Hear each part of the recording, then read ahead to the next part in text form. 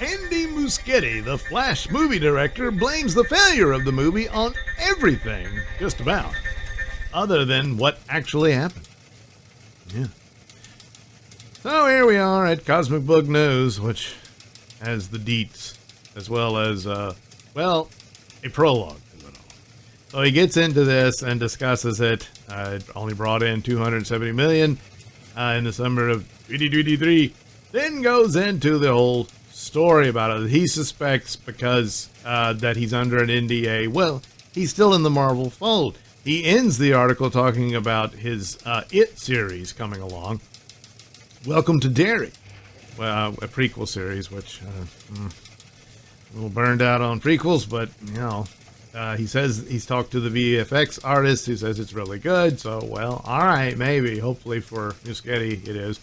But he's still in the fold there, so he can't give clear answers. Although I think Warner Brothers would get a lot of respect if they did at this point. And they got a good excuse. There was a change and a shift between regimes in charge there, and they were dealing with these leftover films and trying to fix it up and all of that. It would have been better just to leave it as is and then say, we're scrapping everything and starting over. I don't know, but anyway, that's how it turned out. I'm not certain that he's still going to be the director of Brave and the Bold. With all this stuff swirling around Matt Reeves and Robert Pattinson, and the Batman Part 2 being delayed, and then Brave and the Bold gets delayed as well. The clock is really ticking to the point to where it's inevitable if you continue with this, you have two competing Batman franchises. You're not going to want to do that. So I think right now, the odds are on Pattinson being the DCU Batman, and that's it. Whether Muschietti gets to direct him in a Batman movie, I think it's dubious if Matt Reeves has first choice, I would imagine. And that's that. So, it goes on that the real ending of The Flash involved continuing the Zack Snyder DCEU. Somewhat altered or what have you. Well, that's not entirely true. This was the second ending. The original ending was to replace Superman with Supergirl. That would have been Sasha Calle. And Batman with Batgirl. Now, Michael Keaton would stay on as Bruce Wayne, but he would be this retired Bruce Wayne and be a mentor figure for Batgirl. And that was how they were going to go forward with that. Then they came in and decided, no, that's not going to fly. Let's get Henry Cavill back. He was brought back in because of The Rock and all that sort of stuff. So he did his cameo there. So I heard that he was paid to do a cameo for The Flash. Whether he actually shot it or not, still haven't heard whether or not that happened. But he and Sasha Calle were going to appear in that scene at the end. And I guess Michael Keaton would be there as well. I can't remember if that was going to go forward because Affleck shot this scene where he's trapped in an alternate universe and seeks out the Flash for help. And then this was supposed to be a setup for his own Batman film that he was promised yet again. And they screwed him one more time, and that's when I think he was done. So then they came in and decided, no, Zaslav wanted cheaper talent and made Gunn the head, so he just had to scrap all of that. What was Gunn's idea? What to do about the Flash ending? Well, call George Clooney. We'll make it a gag about another alternate universe Batman, or Bruce Wayne in this case, showing up at the end of the movie. And a tee-hee, and that was the end.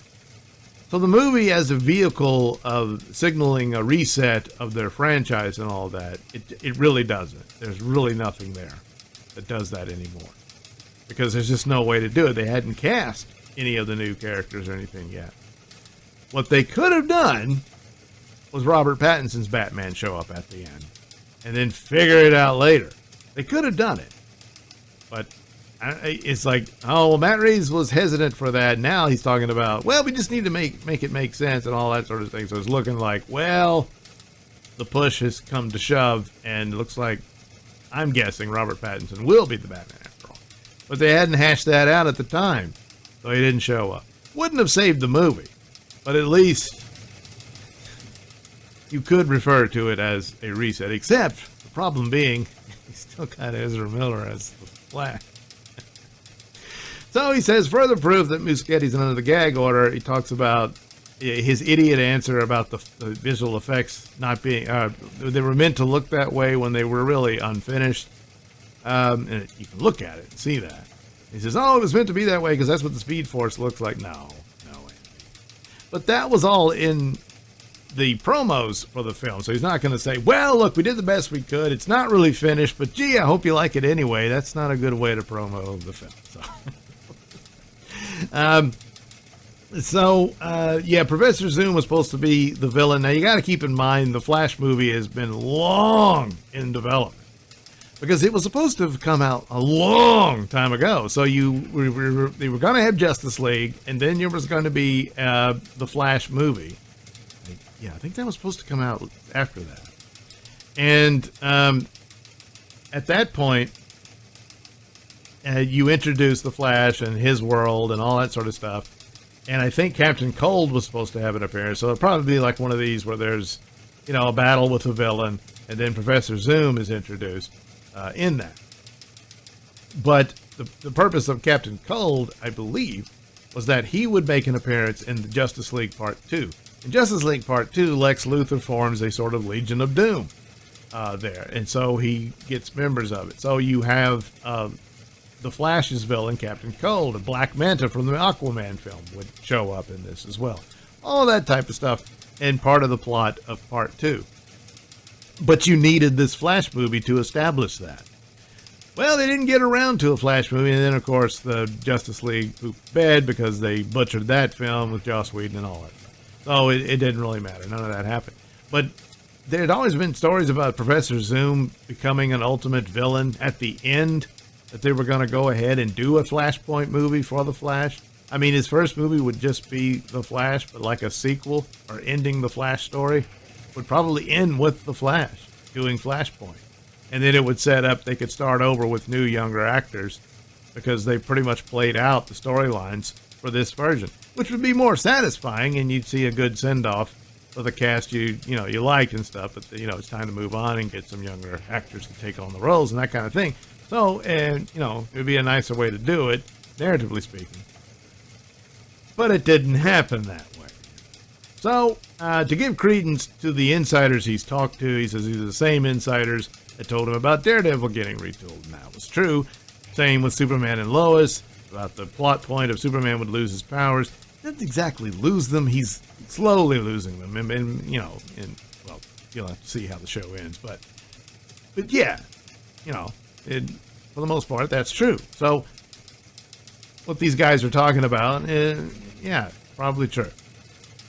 So, Muschietti goes into this business, and first of all, this part has a lot of truth to it, because we saw it happen in front of everybody. Ezra Miller's scandal, Ezra Miller's mental health. Now, all he wants to talk about is like, well, he had a mental health situation. There's also the crimes he committed. Quite a few. So, and that's all you heard about Ezra Miller, so that really put a huge stain on the film. And so it didn't really matter, how good it was and whatnot, which it wasn't very. Gotta say, it wasn't as bad as I thought it would be, but then that's lowered expectations. Yeah. So, so, all right, he's talking about, he's praising him. He's a great actor, a great comedian. I don't know about that. But anyway, well, yeah, there was a lot of trouble. So this part, he's not going into detail, but it's true. Then he goes into superhero fatigue. Deadpool and Wolverine. I mean, if the movie's good, they'll come. At least, even the word of mouth can go a long way. Finally, he gets to two strange. One's very strange, and the other is just another kind of stupid thing about the Flash is not that popular of a superhero. Well, neither was Iron Man. The average guy didn't really know much about him. They know Spider-Man, they know Superman and Batman. They're not Iron Man. Yeah, maybe, kinda. Yeah, no. The idea that you were going to build your franchise on that, although DC did try originally with Green Lantern, but the idea we're going to do that, well, it's amazing what they achieved with it. Now, they had Robert Downey Jr. going for him, but then Robert Downey Jr. was having a lot of scandalous problems himself, troubled life and everything. And Iron Man really saved him, saved his career, definitely. And don't really see that happening for Ezra. But it's just, this excuse doesn't work. You know, if the film was amazing and achieved this, and, you know, if Ezra's problems had been resolved and were behind him and there was some redemption for him, because his was a bit more serious. I mean, they both had serious problems, but what Ezra Miller was accused of was much darker than Robert Downey Jr. So don't know that that could have happened either, but it was happening right in the middle of getting the movie out. So, whereas Robert Downey Jr. was very different. But nevertheless, this excuse doesn't hold up. That's not why, because The Flash isn't well known. There'd been a television series on CW, granted, CW, and actually The Flash was their most popular show. And it had, in my opinion, it had a couple of good seasons. It ran too long because they ran out of ideas. It became really repetitive and stupid. But, you know, and Grant Gustin did a better Flash than Ezra Miller. You know. But anyway, so the next one is the 4 quadrants of the movie audience. And he's saying the female quadrant of it didn't care for it. Didn't care for the Flash character. And that's why, oh man, it didn't work. And it's essentially saying, if you're not doing Spider-Man or Batman, your movie will never work. You know. Oddly enough, Batman was in the movie twice. There were 2 Batman in the Flash movie. Everybody knows Batman. So no, that doesn't work at all. And this, he's trying to get around answering the question by making up things that could explain it. You know, and since he couldn't, he would have been better off. He could say, yes, it was unfortunate about Ezra's troubles. It really disrupted the movie's chances. We worked really hard on it. It's a shame, but I'm proud of the work we did. Something along those lines. And but you know, you got to move on. And he's going to move on with other movies and stuff like that, and leave it at that. The guy pushes and says, "Nah, that's all I'm going to say on it." You know, you know, I got to admit, it really gets to me sometimes. Something along those lines. You know, because you're not able to talk about, well, they butchered my movie. They did it 3 times over. There were 3 different endings. They kept this. They kept doing that. Ezra was nuts. They were rushing this in and that. It really wasn't my movie by the end of it all. You know, and basically he's in the same box that Snyder and David Ayer found themselves in. Even though, you know, by the time it was all said and done, he had a totally different, you know, leadership regime at the company and all that. But whatever, that also doesn't help. You know, it was a big shakeup and stuff. But I mean, the previous one's ideas were so bad. You know, the Supergirl and Batgirl taking over. No. So anyway, so McGloin concludes with, I think what it really comes down to is that The Flash just isn't a good movie in its current form. Yes. However, not the reason Muschietti blames it. No, he's not, because he's just not going to talk about it. He did talk about Ezra, but that's about it. Because, again, he's got Welcome to Derry in the works, or on the way, sometime this year. So there you go. But VFX artist says it's good. So for Muschietti's, hopefully. But I mean, he wants to branch out of it by now, I imagine. And it's really tough that Batman's going to slip away from him. And in a lot of ways, I don't think it's his fault. I don't think the Flash movie's failure is his fault. That's just too many factors out of his control, weighing it down. And there's nothing he can do about it. You know, he couldn't balk. I want to cast my own Flash. You can't. This is the one we got. And by the time they'd shot it, reshoots with the money it would have taken to do it, they just, nope. And look how unfinished it looked. You know, they had to throw it out there. They couldn't pay for it, even though they bought a Super Bowl ad for this movie. They really banked on it, even in its form. But that's a lot of corporate lessons. Got nothing to do with Andy Muschietti, but he's not winning anybody over.